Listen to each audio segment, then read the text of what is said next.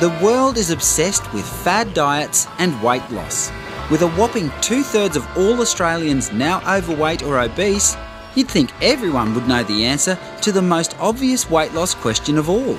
When you burn fat, where does it go? Oh God, that's a good question.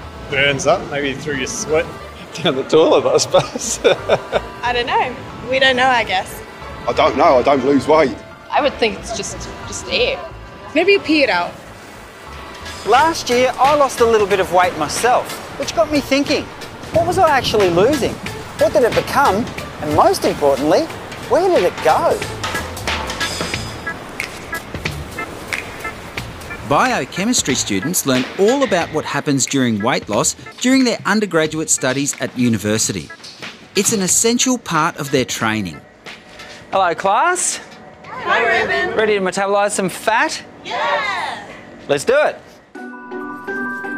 These students at the University of New South Wales know exactly how your body burns fat, right down to the last molecule.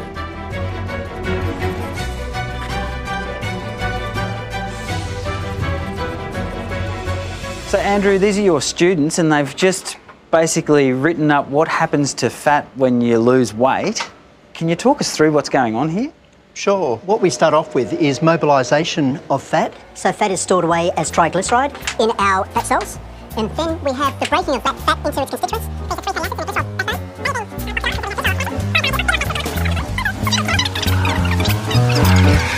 Whoa there, Professor. This is really interesting, but let's slow it down a bit. This tangled web of chemical equations is the process your body goes through every time you lose weight.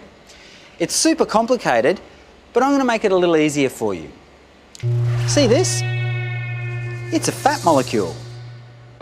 It's the average human fat molecule, and like all fat molecules, it's made of just 3 elements: carbon, hydrogen and oxygen.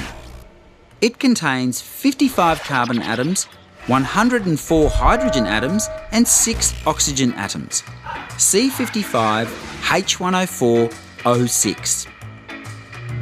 To lose just one of these molecules, you have to inhale 78 molecules of oxygen.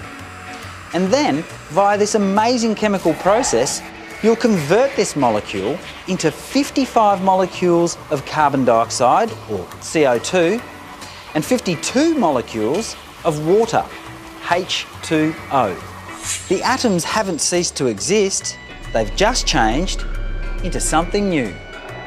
So that's the chemical process that burns fat and releases energy in your body. But where does the mass actually go? Can you guys show me, where's the mass in this whole thing? Like, where are the kilograms as opposed to the kilojoules? You've got 2 carbon dioxides formed here. And we have water over here. Okay, so let me ask you this. If I start with 10 kilograms of this stuff, how many kilograms do I get of carbon dioxide and how many of them become water?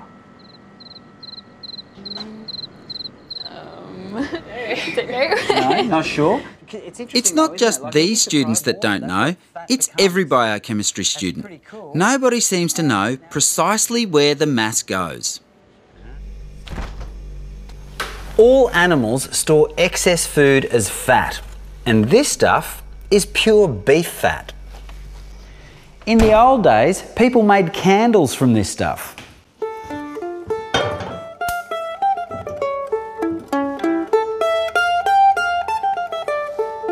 It's a centuries-old recipe, and believe it or not, these ancient candles are remarkably similar to human fat from a molecular perspective.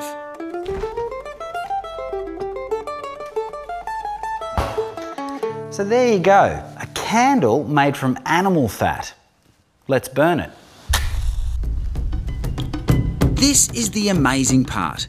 Here we can actually see the fat burning up. It's losing weight. The molecules that used to be the candle aren't the candle anymore. But because the weight of those molecules has turned into invisible vapours, we don't give them another thought. Out of sight, out of mind. So, we've turned 200 grams of animal fat into carbon dioxide and water. And if you think that carbon dioxide doesn't have mass, You're wrong. And here's proof. This is pure carbon dioxide in its frozen form. It's called dry ice. And this piece weighs 38 grams. And look, it even sinks in water. So there you have it, carbon dioxide and water. This is what fat becomes. But how much carbon dioxide and how much water do you get when you lose weight? Back in the lab, it's time for me to answer my big fat question. So Andrew, here's something I've prepared, and in this form, all of that amazing biochemistry that you showed us here is represented by this one little arrow. So we've got our fat molecule here, and you inhale these 78 oxygen molecules so that you convert all of that to 55 carbon dioxide molecules and 52 water molecules. But if you trace the mass in that original molecule through, so if you start with 10 kilograms of fat, then what you end up with here is 8.4 kilograms of carbon dioxide and 1.6 kilograms of water. So you're essentially breathing out most of the fat when you lose weight, which I just find that amazing. It is a neat way to remind us about the conservation of mass. We've got 10 kilograms, you'll end up with 10 kilograms. I think it's a very useful and fresh perspective to think about weight loss. So there you go. If you want to lose weight, eat less, move more, and you'll literally turn fat into thin air.